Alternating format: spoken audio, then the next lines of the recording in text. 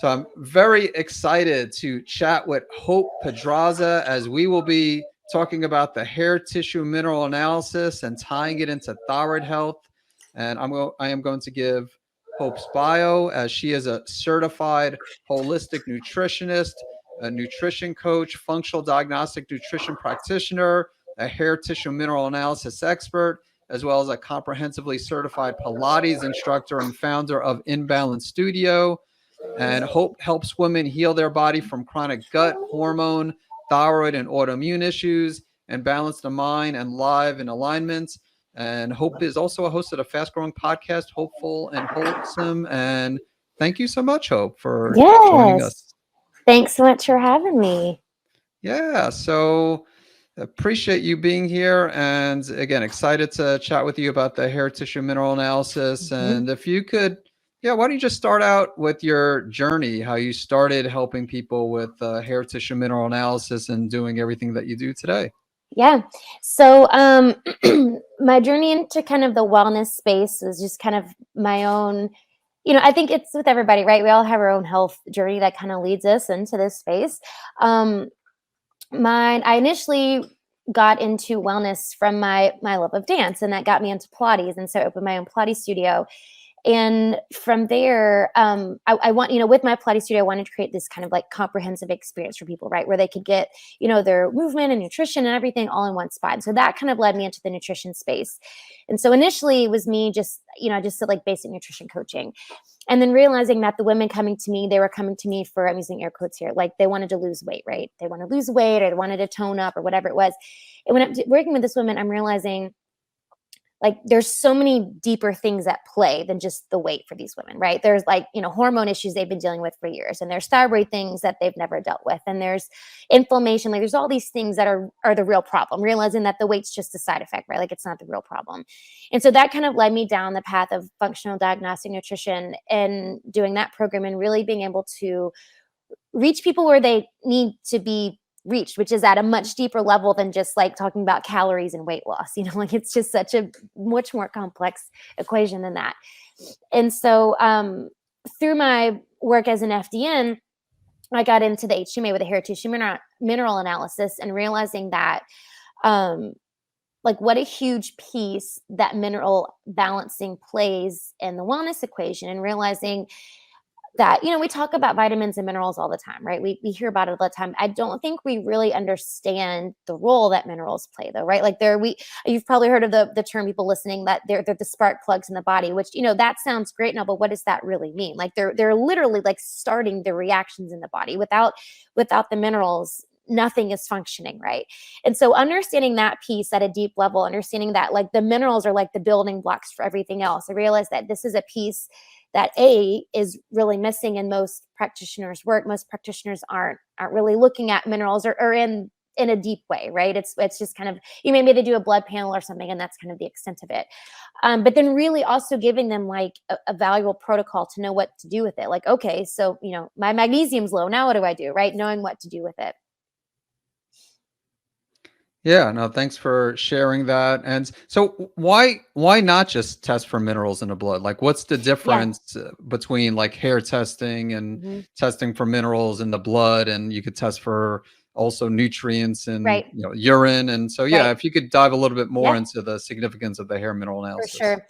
And it's a good question. I think this is the piece that really sets this specific test apart from other labs and what makes it such a great functional lab. So when you're getting just a general blood panel, right? You get your blood tested and you test your minerals there. Testing the blood is it's a very acute measure of what's going on. Like it's a really small window of what's going on with your mineral levels. And not only that, but a lot of our minerals are intracellular, meaning they're in your cells. So when you're measuring the blood, it's really not an accurate picture of what's going on. And it's not an accurate picture of what's going on at a cellular level. So when you're measuring your hair, you're literally sitting at some of your hair. When you're doing the HTMA, you're sitting at some of your hair, which is a tissue. So you're seeing what's being pushed out into your tissues, which gives you a look at what's going on chronically. Like it's a look at what's going on over time with your mineral levels.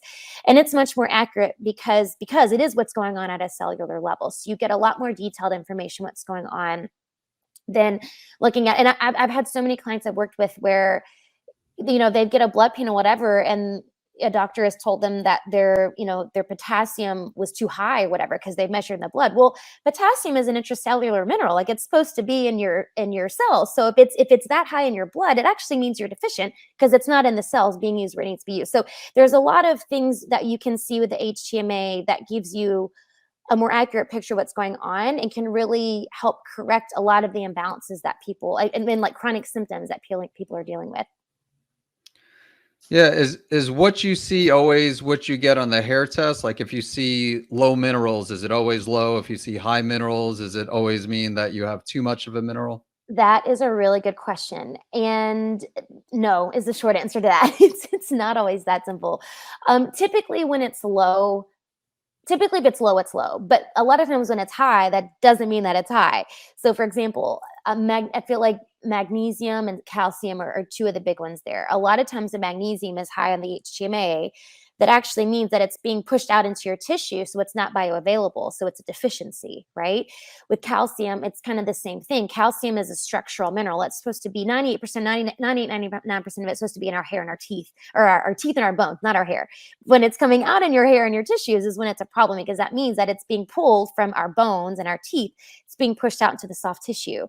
And so it's a problem. So yeah, it's not always straightforward, which is why too, like, you don't want to just treat the lab, right? You want to treat the person. So we're looking at symptoms. We're kind of comparing symptomology and looking at the labs, and connecting pieces with other labs that we've done to really connect dots to see, correlations.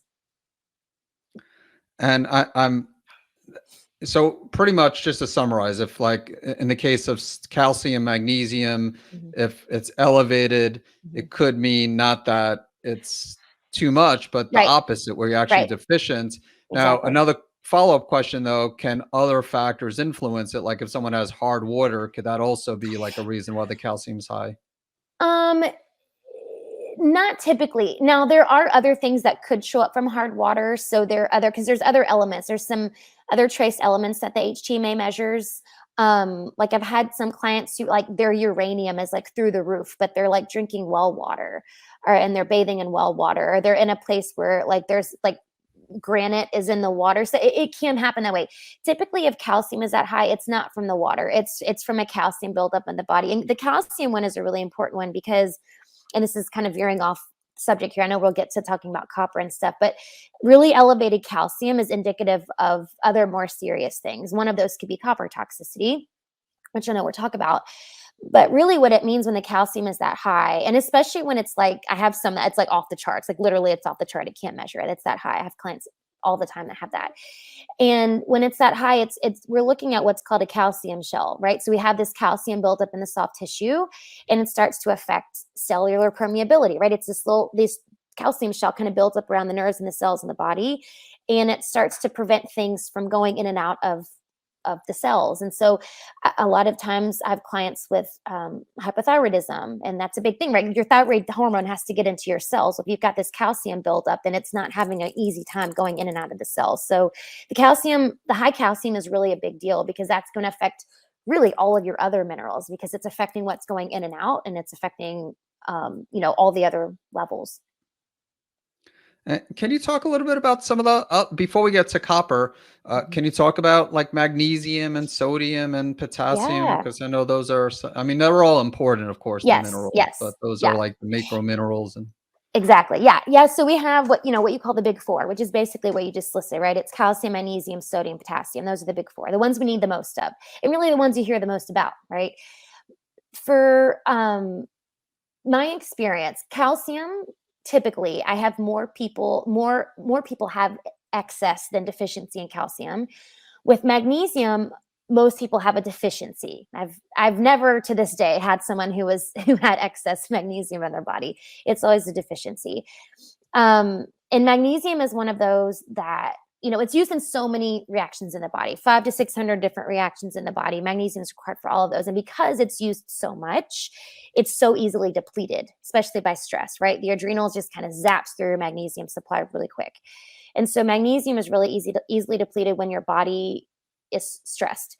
Um, I'd say 99% of my clients, like there's a deficiency there. So that's one I'd always look at.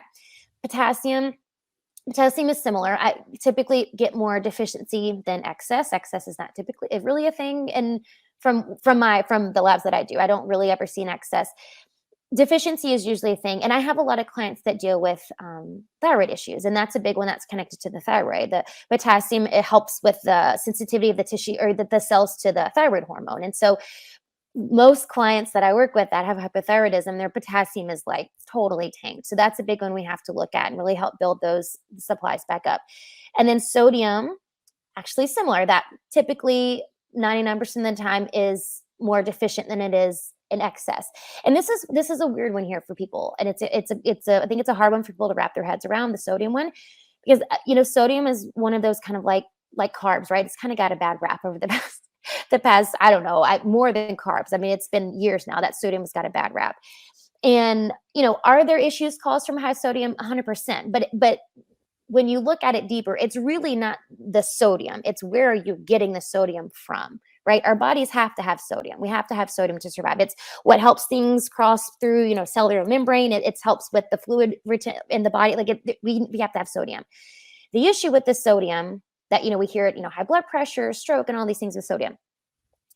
You can go down the rabbit hole like I have in the studies about sodium. If you go really far down the rabbit hole, you'll see that most of the studies out there actually do not pinpoint sodium as the true underlying cause of high blood pressure and stroke. The studies that have been done that look at different cultures that eat a diet high in sodium, they don't deal with high blood pressure. It's not a thing. What causes high blood pressure is where you're getting the sodium from. What causes high blood pressure? The standard American diet. That's what causes high blood pressure, right? It's the processed foods, and it's getting the sodium from refined salt. And that's the real piece there, right? Refined salt, like table salt, right? It's the equivalent of white sugar, right? It's had all these chemicals put on it and stripped everything away. So it's literally just the sodium chloride. There's no other minerals in it.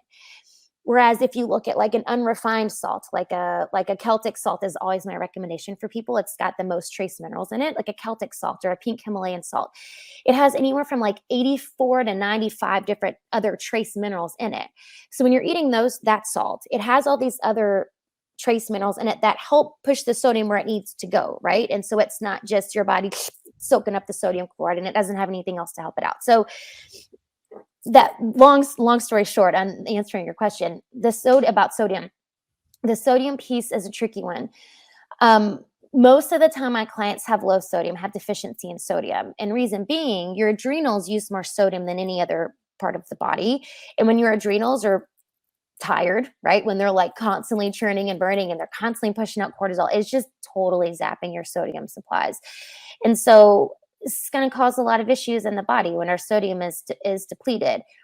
And so that's one of the things I have to work on with my clients, because I also have clients that are scared to eat salt. So, because they've been told their whole life, high blood pressure and this and, all the things about salt.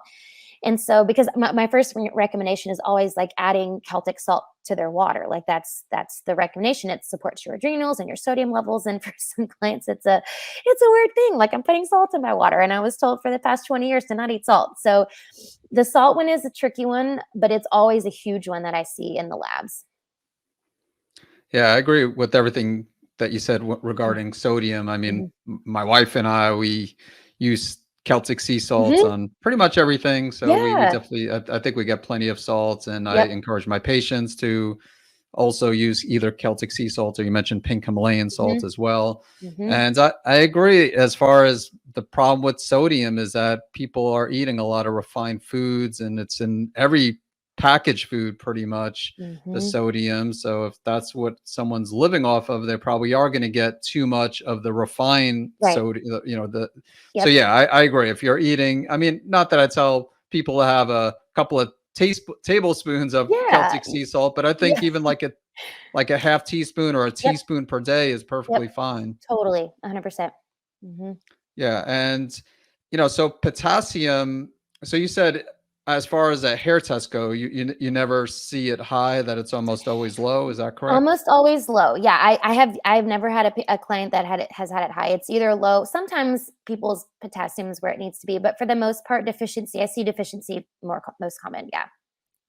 And then with magnesium, it sounds like it's pretty much always low, but as we Mhm. mentioned earlier, or as you mentioned, even if it's high on the hair test, it doesn't mean that Right. it's hot, that it's elevated. So Mhm. regardless of whether it's elevated or low, Low. someone Mhm. usually is deficient in Yep. magnesium. Yep, pretty much. Mhm. Yeah, and what's your favorite source of magnesium if you do recommend Yeah. supplementation with magnesium, which Yeah. I'm guessing you do if people I are do, I deficient? do, yep, I do. Magnesium glycinate is always my go-to. It's the most easily absorbed, it's the easiest on the gut. Um, I sometimes recommend, like, a magnesium chloride, especially, like, a soak, if you can get a good magnesium chloride soak. I have my clients do that sometimes. It also, I mean, it's kinda twofold too, because it kinda gives them a way to kind of get their mindfulness practice in, like, "Oh, let's sit in the tub," or, get a foot soak and get my meditation or whatever, but the magnesium chloride is really absorbable. It's highly absorbable by the body, but glycinate is usually my go-to. And for those who are kind of wondering, how much should I take? Typically, it's 5 times your body weight is how many milligrams you want to get. So for the average person, it's usually between like 5 and 700 milligrams. Obviously, depending on your body weight, but glycinate is always the go-to for me. And then getting back to potassium, you Mhm. mentioned that potassium also is important with regards to thyroid health. Yeah, yeah, for sure. And that's a big one that I see. I mean, honestly, and I can now I'm thinking on the top of my head, every client that I've ever had that has hypothyroidism, or even if it's Hashimoto's, whatever, potassium is always low.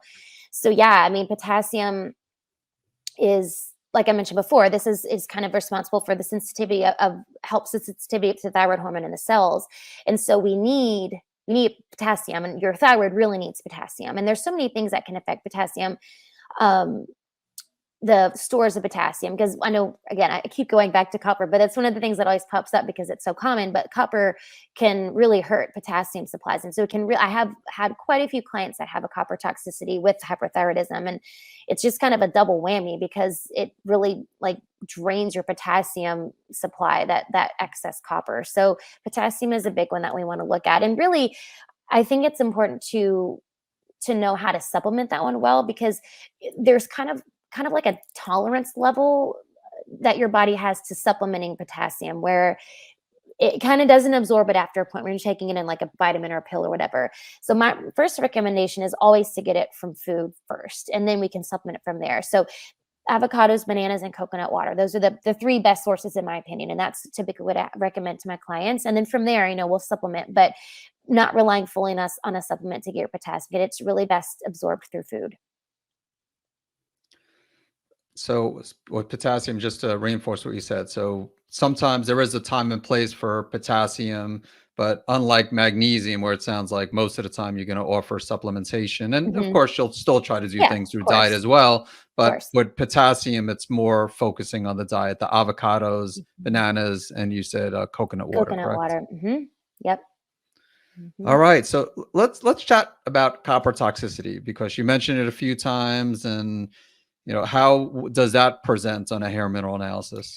Yeah. So there's kind of a checklist that I go through, and there's 12 or 13 different little kind of boxes I'm checking, right, as I'm looking through somebody's tissue analysis, hair tissue mineral analysis. The big red flags for me are the calcium first and foremost, like that, the really high calcium, the calcium shell, the buildup in the body. That's going to be the first red flag, even if I don't look at anything else. Like, okay, well, I've already got that going. If copper is elevated on the test, well, here's the thing. This is also kind of a weird one where, again, you have to look at the whole lab and not just individual pieces. And then you also have to look at the client, right, and the symptoms. Because with a copper toxicity, copper can either be super high or it could be super low. Because if it's super low, it's like your body's holding on to it, right? Or it could be because the deficiency a lot of times can cause a copper toxicity, which I know sounds completely like counterintuitive, but that's how it works sometimes because it's not bioavailable, right? It's just your body's just kind of holding on to it. It's it accumulates in your tissues, right? And first in your liver. And then the big issue really comes because once the liver it's full, then it goes to your brain. And that's when it can become dangerous. And so looking at the hair tissue mineral, we're looking at, like, the calcium levels for sure. The calcium is going to be a big thing. We're looking at potassium, we're looking at sodium, we're looking at zinc, we're looking at some ratios. So we're kind of going through and I'm checking these boxes off. And then again, we look at exposure, right? Have that be the big one for women. I mean, I work mostly with women, so it's a big one in my world.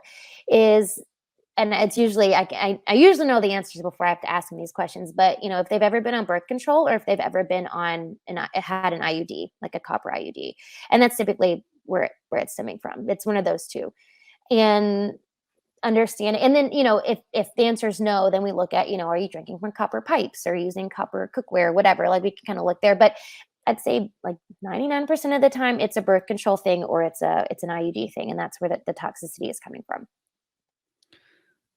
And how long does it take to get out of the system, or does it get out of the system on its own? Meaning that if a woman had a copper IUD, let's say 10 years ago, or if she took oral contraceptives, Hmm. 15, 20 years ago, can Hmm. she still have a copper Yeah, toxicity 15, totally. 20 years later? Totally. You totally can.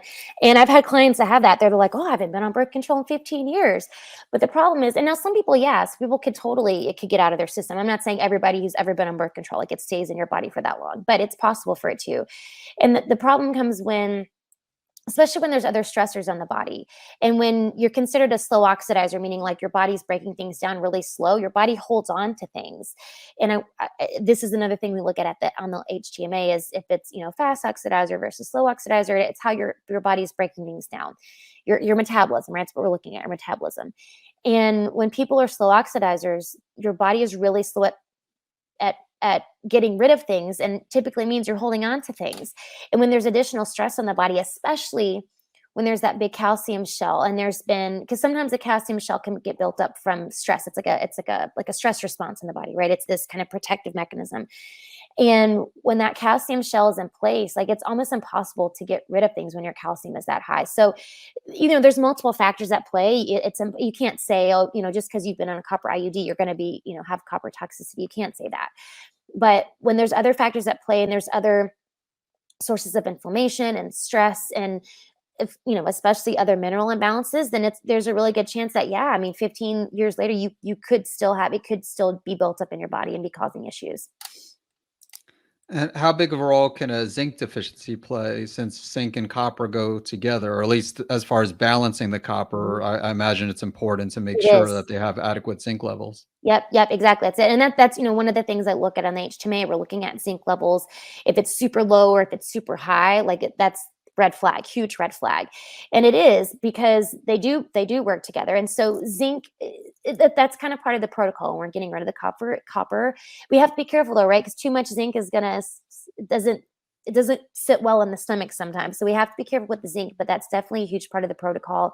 And we amp up the zinc a lot. We work our way up to getting a pretty good dosage of that a few times a day with the copper toxicity protocol, because it is a big player there. Yeah, and I think it's important to mention there's no good or bad minerals, like everything's important. So even Totally. like Yeah, your copper, body needs copper. yeah, Yeah. exactly. So Hmm. again, it's not saying that copper is bad in Right. everybody, but yeah, obviously if someone has a copper toxicity issue, you want to address that. Hmm. And yeah, so thanks for covering that. And how about selenium? What do you usually see on the hair tissue mineral analysis with selenium? That's a good question. That one is kind of hit or miss with my thyroid clients. And as you know, we need selenium. Our thyroid needs selenium. I mean, every single time. I have yet to have a client with like some sort of thyroidism that doesn't have deficiency in selenium. So that's always a big one. It's an easy one to pick out right away that, sluggish thyroid, your selenium is waiting. So that it's typically what I see in thyroid. Now, and it's not everybody. A lot of my other clients that don't have thyroid things going on, their selenium levels are typically, I would say 80% of the time they're fine, but definitely with my thyroid clients, selenium is a big one we have to address. And do you usually address it through supplementation or Brazil nuts or a Brazil nuts combination are of both? always, yeah, it's kind of a combination of both. Brazil nuts are always my go-to because it's so easy. It's so easy to do with the Brazil nuts, right?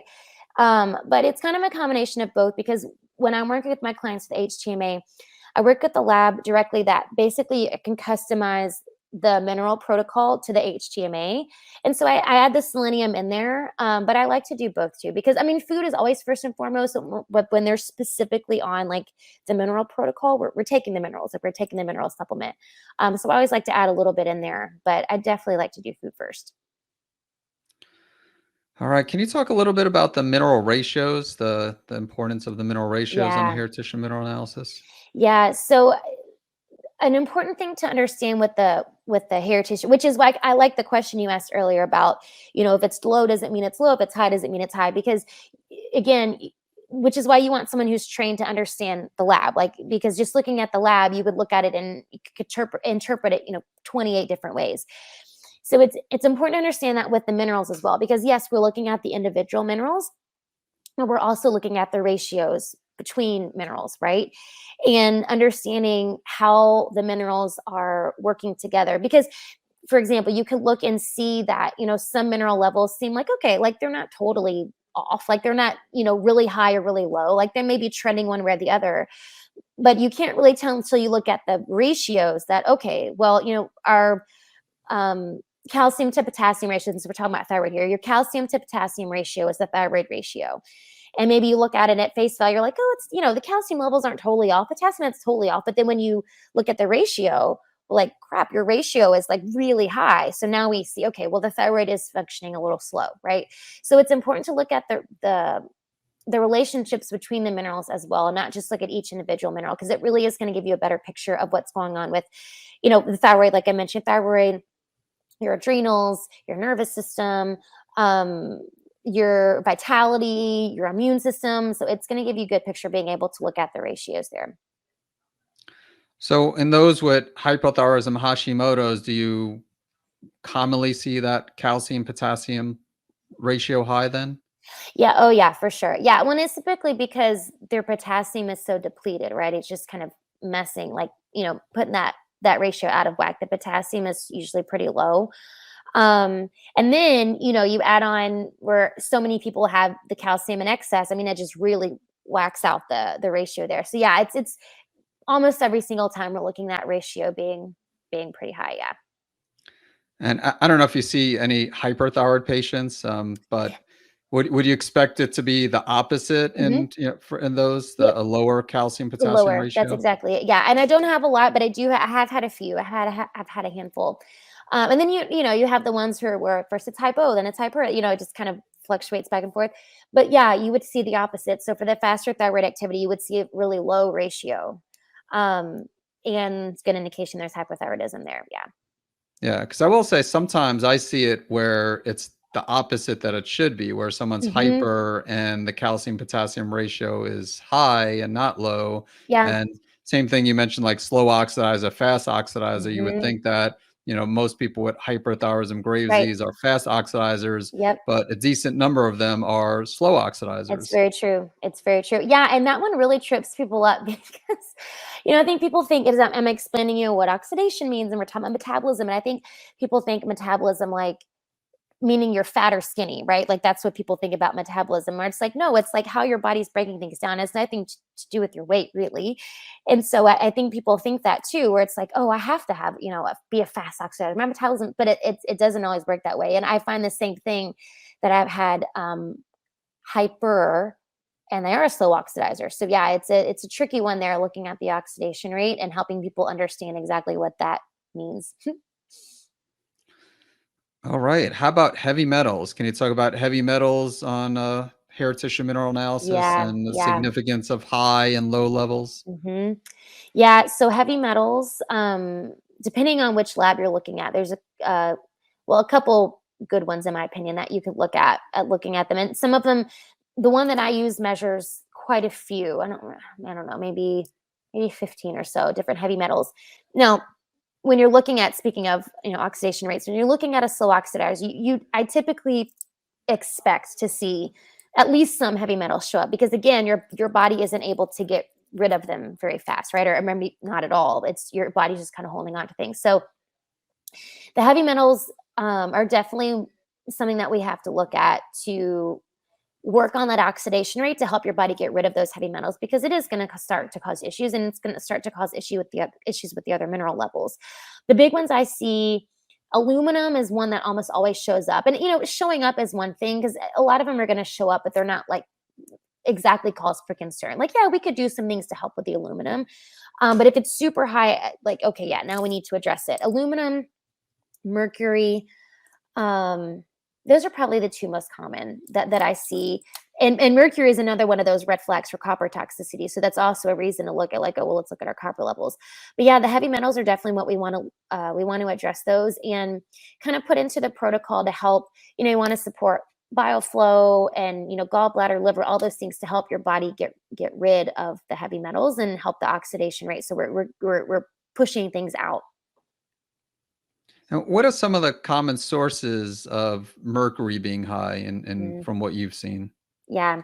Um, so eating a lot of fish can be one, especially if you're eating high mercury fish. There are some fish that are lower in mercury.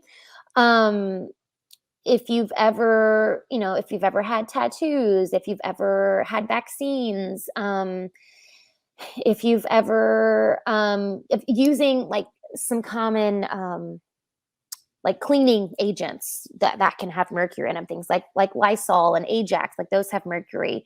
There's actually unfortunately, a lot of really common brand soaps and like clean, like soap for your body, which is scary to think about that they're putting mercury in soap that you use for your body. But when we're looking at having, that's usually like the first thing I work with my clients. Like, let's look at your cabinets in your kitchens, like your cleaning supplies, and let's look at your personal care products. Like, let's look at those first before we look at anything else, because really a place that we could look to really limit our toxic exposure to these things. And aluminum, like I mentioned too, aluminum is another one that's it's common in deodorant, antiperspirants. Like that's an easy one. We can easily lower that one. But I find that's the easiest place to start is looking at your what you're using to clean your house with and what you're putting on your body, because the mercury it can be a buildup from a lot of those things. So just kind of cleaning through those can be a good way to limit your exposure to it. How about if someone has a lot of mercury amalgams? Can that be a reason Oh why yeah, client? totally. I totally forgot to mention that one. I have a client who actually is going to get rid of hers in the next few weeks. She's going to a dentist to help get rid of hers.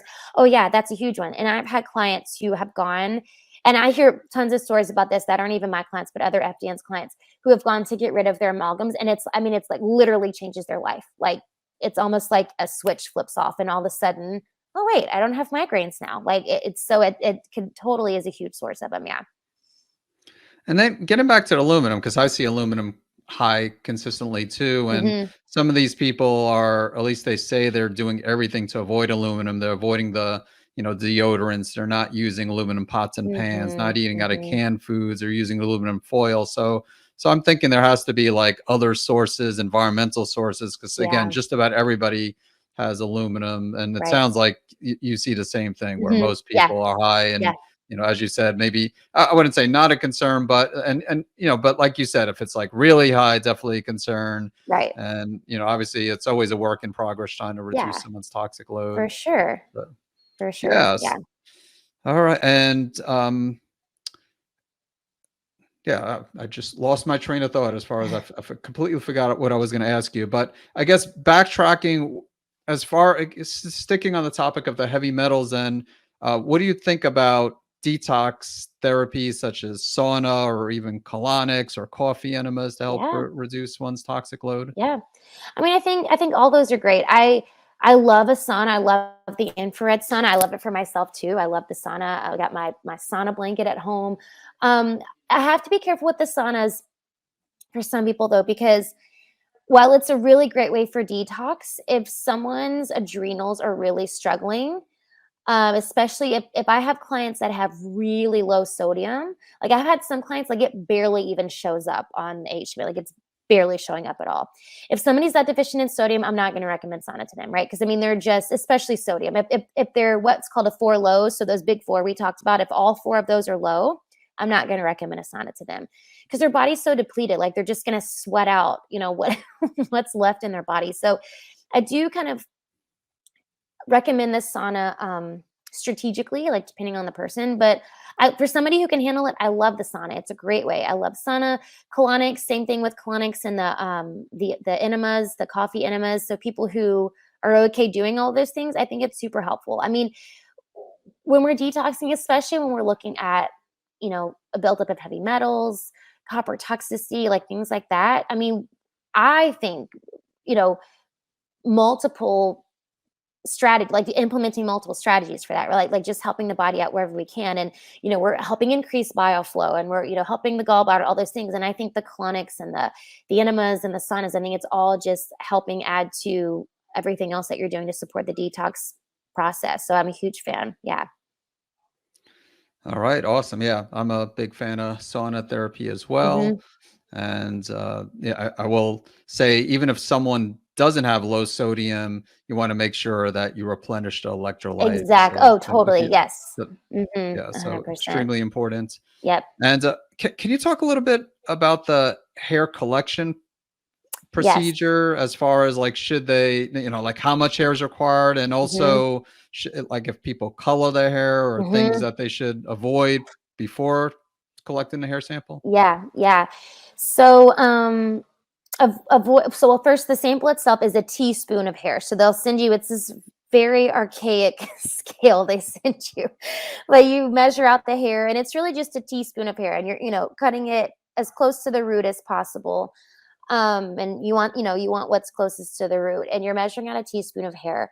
You want to avoid, like, at least I encourage my clients to avoid, if you're using like an anti-dandruff shampoo or something like that, avoid that before taking it out, because it's going to mess up the selenium levels on the reading. As far as people who color their hair, and I have a lot of ladies I work with who color their hair, I always, now they'll tell you, like, the lab will tell you, I think, honestly, I think they say like 2 weeks. I don't think 2 weeks is long enough.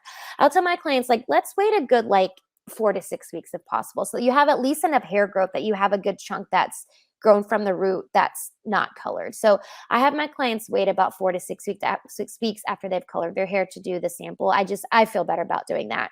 But if you color your hair, you can still do the sample. Like, and just knowing too that sometimes when you get the samples back, like, some heavy metals are going to show up like a little higher than that, from knowing that, they've colored their hair, unless they've used like a, all natural color or something. But just kind of knowing that sometimes the heavy metals are going to be off a little bit for those. And how about if someone wants to do a hair test, but they don't have any head hair or very little head hair? Yes. Can they use other parts of the body? Yeah, yeah. So pubic hair, and the lab does say takes nails. I feel like things are going to be skewed a little bit for that, so I don't love that option. But the pubic hair is an option. Again, there's a couple minerals that kind of have to, like, look at a little bit differently for that one, but it can work. So yeah, a lot of people, like, if it's a man who shaves his head, or a woman, because I have had women before, actually, who, or they have very thin hair and they're very, very scared to cut. I don't want to cut what little hair I have in my head, which I get it. I totally get it. We can work with it. We can work with it with something else. Yeah. And then if someone has a water softener, can that also throw off some of the minerals? It can, yeah. Same. So, like, we were talking about hard water before. So hard and soft water can kind of throw off a few things. Well water. Um, It is, I will say though, I've had one of my more recent clients, we did it. I mean, she had some of her levels were crazy. And then I asked her, like, do you drink tap water? Oh yeah, I drink tap water every day. I'm like, why are you drinking tap water? I mean, it was her levels it was a crazy looking lab. But the recommendation there is stop drinking tap water. But hard water, soft water, and tap water, all of those can totally throw off the levels there. So you kind of have to, um, again, then it always goes back, for me, it always goes back to not treating the lab, right? You're treating the person. So looking at the lab, but then also being able to ask questions and look at symptomology, and understanding a person's environment, like living environment and stuff, is a good thing to know when you're looking at the lab. All right. Well, thanks for sharing that, Hope. And is there anything I didn't ask you that I should have asked you, or anything that I didn't ask you that you just want to chat about? I know there's a lot that you could talk about with the Yeah. hair test. I'm sure you could go another Oh my few gosh. hours, but Yeah, I know, anything right? urgent, or did you want to, like, just kind of like summarize for someone who might just be thinking about doing hair tissue mineral analysis and just still maybe on the fence, or just, yeah, anything you want to like summarize, go right Yeah. ahead. Yeah, yeah. Um, I mean, honestly, I would say, if you are thinking about it, I really do feel, and I've seen with my own clients, because when I first started out as an FD and I wasn't doing the HTMA right at first, it wasn't one of my foundational labs that I did with my clients. And I've been able to see such a huge shift in how my clients respond to the protocol by doing the HTMA and including that really specific mineral balancing in with the protocol. I've had clients where nothing else has worked ever, but we work on the mineral balancing, and that's the thing. I've had clients come from other, like, they're even other functional practitioners, and they've done other things, and they've had, you know, similar labs, but they've never done the HTMA, and that was the missing piece. So I do feel like for a lot of people, it is the missing piece, because it's not something that, again, it's not something that a lot of practitioners are looking at, or it's not something they've ever thought was, you know, an important piece to address, because they're looking at, I don't know, I feel like sometimes they feel like they need to look at bigger things, like, right? They want to look at the gut and the hormones, which all of those are important, obviously, but minerals all affect the gut. Minerals all affect the hormone. Like, I just feel like sometimes we don't get granular enough with how the human body functions. And I think the minerals, I mean, I feel like it should be the first place we look, because that's the driving force for every reaction in the body. And so yeah, I think just knowing that for a lot of people, this is the missing piece, because they haven't looked at the mineral levels. And then if you're somebody who's, you know, maybe you haven't done the HTMA, or, you know, you're not going to do it in the near future, if you want to kind of look at general practices to balance things out on your own, just looking at the big four that we talked about, right? Calcium, magnesium, potassium, and sodium, and understanding. I'm very hesitant to recommend, like, everybody needs a calcium supplement, just because I see so many people with so much elevated calcium. So I'm hesitant to give recommendations on that, just like point blank. But for magnesium, potassium, and sodium, like, for me, that's an easy recommendation, because 90 to 99% of the time those are deficient. And so I think that's a good place to start, is just, you know, like I mentioned, the food sources of potassium, you can start there. And the sodium, like switching your salt out, right? Like going to the Celtic salt, or a more an unrefined salt, and adding some salt to your water, and, you know, getting a good magnesium supplement, and just tackling those little pieces to start is a good place to start if you want to kind of work on mineral balancing on your own. And then knowing too, like, if you're dealing with hyper or hypothyroidism, like sodium is a huge, not sodium, potassium is a huge piece in that. And so knowing that you want to protect your potassium levels and protect your thyroid. All right. Well, you shared some amazing information about the hair tissue mineral analysis, Hope. And where can people find out more about you? Yeah, you can find me probably most active on Instagram at the Hope Pedraza. So you can check me out there. I have a free Facebook group. It's Live Wholesome and Healthy. It's all things just functional nutrition, functional health. Yeah, probably the two best places to find me. Okay. Do you have a website as well? Yeah, hopefulandwholesome.com. Okay. And that's the name of your podcast as well, It correct? is. Yes, you can find me a podcast too. Yeah, so my podcast is all things health, wellness, and inspiration. So you can learn a little bit more there with all the free content on the podcast. All right. Wonderful. Of course, I will put those links in the show notes. And again, thank you so much. This was the first deep dive I've had on the podcast discussing hair tissue mineral analysis. Awesome. I love it. Yeah, so was very excited to Yeah, chat with you. me And too. again, thank you again for sharing your knowledge. You're welcome. Thanks for having me. All right. So I know there are a few questions, and so let's go. And a few questions actually before I'll quickly. This doesn't relate to this because while I was waiting, I took methimazole for 6 years ago, and I stopped for 4 weeks, and now I have hyperthyroid again, where if my looks like thyroid eye disease come back. So yeah, definitely check with your doctor. I mean, it sounds like maybe you weren't ready.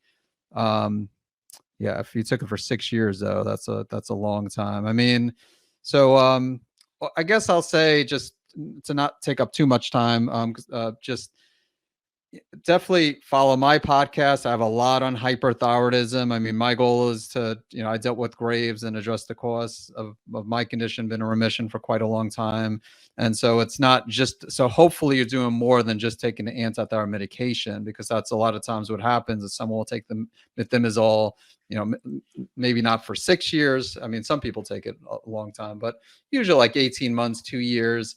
They'll stop, everything looks good on the thyroid panel, and then they'll relapse because they didn't do anything to address the underlying cause. So, obviously if whether it's Graves or whether it's Hashimoto's, there's a time and place for medication, but you always want to address the cause. And I'm sure Hope would agree with me there. 100%.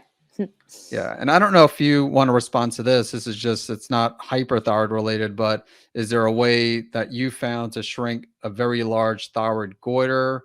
Also, any way to get rid of thyroid nodules? I can handle this if you want, but I figured I'd Yeah, you can throw it go at for it, you. and then I can add to it if you want. Okay.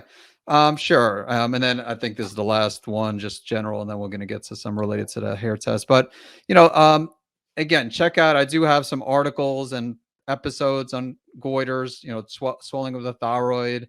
But if you, I mean, you want to, again, you want to, I don't want to sound like a broken record, but you need to address the cause of the problem. And so if someone has hyperthyroidism or hypothyroidism, that can cause a goiter. But there are other factors like insulin resistance. If someone has problems with estrogen metabolism or estrogen dominance, you know, that can cause a problem with goiter as well as nodules too. So with nodules, those last two I mentioned, insulin resistance, problems with estrogen metabolism, iodine, a bit controversial, but iodine deficiency sometimes could be a factor. Even with goiter, it could be, but again, obviously, it could also cause problems too. So I wouldn't just randomly take iodine. I would work with a practitioner if you go that route. But again, if you have hyperthyroidism, Hashimoto's, you want to address the hyperthyroidism or the hypothyroidism. And yeah, again, I have information on my both my website naturalendocrinesolutions.com and the Save My Thyroid podcast. But yeah, if you have anything to add, I actually wouldn't mind getting your opinion as far as iodine. What's your thoughts Yeah, on I it? was gonna say that. That was one thing. I agree with you. It is controversial, right? It's and there's a lot of conflicting information out there about it. I I have had I haven't done an iodine protocol with very many clients that which is I mean, I haven't had that many that really needed it. But yeah, it's a tricky one. And it's definitely I would agree with you. It's definitely not something you want to do just on your own, just go take iodine because it's kind of like you were talking about minerals before. Like there's no bad mineral. Like it's about the balance of them. And it's kind of like iodine's the same way. Like there's a specific there's such thing as too much or too little, right? You want just enough. So I would definitely work with a practitioner. I do think there's a time and place for it. And I have seen clients that have really benefited from an iodine protocol. I typically like to start pretty like conservative with it. Like let's do it from kelp. Like let's start with, just kind of ease into it with a kelp supplement and we kind of do it that way. And then, there has been the off chance that it's like, okay, well, it's not really doing anything. So let's amp it up and do like an actual iodine protocol. But I find that in my experience, it's been a rare thing where I've had to like really work with somebody on their iodine. But I do know that a lot of practitioners that have worked with their clients and they've really been able to like transform their thyroid health with an iodine protocol. But again, it's just not something you want to just go out and try like on your own. Yeah, I agree. I mean, Yeah. I've had good experience myself with Mhm. iodine in the past, Mhm. but then I learned the hard way. You know, when I was first practicing, would recommend iodine to everybody because I had a Yep. good experience, and then Right. realized that Mhm. iodine's Yeah. definitely not for everyone. So, Exactly. so yeah, definitely be careful with Yeah. iodine. But just with any mineral, you know, I mentioned earlier, like we both agreed with copper. Like even though there's copper toxicity, there's a time and place for, you know, like copper is important. Same thing with Yeah. iodine. Iodine can Right. cause problems, but again, you don't want to completely 100% Mhm. eliminate all like food sources of iodine. Right. So, Right. okay. And then, so Anna asked, as far as the hair tissue mineral analysis, how do you go, like if someone has that Lowering calcium calcium. shell, how do you Good go call. about lowering the calcium? Mhm. It's a really good question. So there's a few ways we do this as part of the protocol. So the first thing, and I didn't mention this on the podcast, but I think it's important to understand. And I have had some fellow practitioners have a theory about this that over the past few years, we've seen a really big influx in this calcium built up in these calcium shells I was talking about. All through COVID, everybody's, oh, vitamin D, vitamin D, vitamin D, because, which is good. Vitamin D is good. We need vitamin D and it's good for immune system. The problem is people are taking a bunch of vitamin D, but not taking any cofactors along with it. And when you're taking vitamin D, just like, by itself, vitamin D can stimulate the release of calcium. And so it's going to pull calcium and it's going to push it out into the tissues and it's not going to know where to go. So when we take too much vitamin D or we take too much calcium without the cofactor, it needs help. It needs help to know where to go. And if you're taking vitamin D, first of all, never take vitamin D by itself. Vitamin D needs vitamin K with it. So you're taking the D3 and the K2. K2, vitamin K2 is the shuttle, right? It's telling it where to go. It's putting it in the right place. And that's kind of what we use to kind of go about breaking up this calcium shell. We want to bring in K2. We want to bring in K2, and K7 is the form that I always like, is what I always use. We want to put the K2 in to help shuttle it where it needs to go. The other one is boron. Boron is another one of those that helps the calcium go where it needs to go. So K2 and boron are always the big ones. And I do measure boron on the HTMA to kind of see what those levels are. But the K2 and the boron are going to be the two big players to help kind of break up that calcium shell. There's other pieces too, right? We want to help boost magnesium. We want to help boost potassium. Like we want to boost the other ones up, but to actually break up the shell, we want to look at the K2 and the boron really to start breaking up and addressing. Generally, the source of that is stress, right? So we're addressing the source of it too, is managing stress. All right, and then Anna also asked, what water do you recommend to drink? Not tap water. That's what kind of water. Getting you a good filter. I've had so many clients who have gotten themselves a good filter. You can get the, the pH water and all that is fine, but I just not tap water. Really just not tap water. Like the Berkey is a really good water filter. If you're looking for a good water filter, I'm not affiliated with anything. I'm just selling you ones that are rated the best and that have the best results. People get and being able to tell like what's being pulled out of the water and all that.